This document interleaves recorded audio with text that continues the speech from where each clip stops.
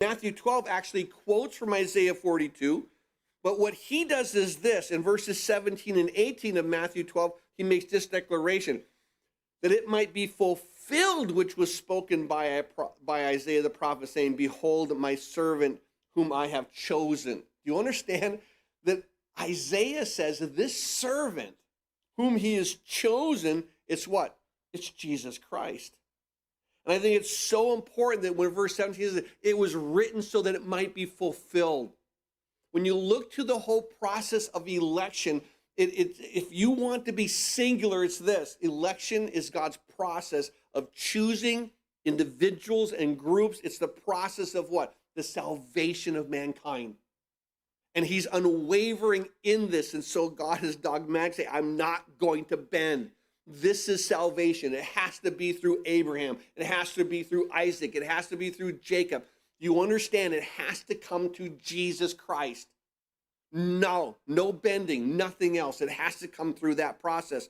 And so as we look to this, I think it's so important that when we see this process of election, then we come to this whole recognition, and I want to just share this with you in Romans chapter 8. Now, Romans 9 is this whole understanding where, yes, Romans 9 is that passage where Paul deals with election, but as we learned on Wednesday, that when we see Romans 8 and Romans 9, that Romans 8 and 9, that chapter break was not there in the letter.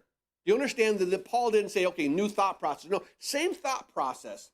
But in Romans 8, what does he say? Two verses in Romans 8, verse 28 and verse 29 says this, and we know that all things work together for good to those who love God, to those who are the called according to his purpose. So he says, God has a plan for you. All things work together for good to those who are the called, the elect. You understand that God has a plan for your life. But now note this, in verse 29 it says, for whom he foreknew, he also predestined. Now you're blowing my mind. Am I chosen or do I get to choose? Yes. This is the grace of God. This is the mystery. And so we see here that he has a plan for your life, but he says this, whom he foreknew.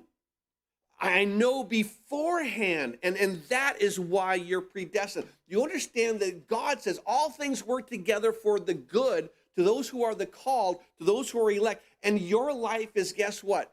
It's predestined.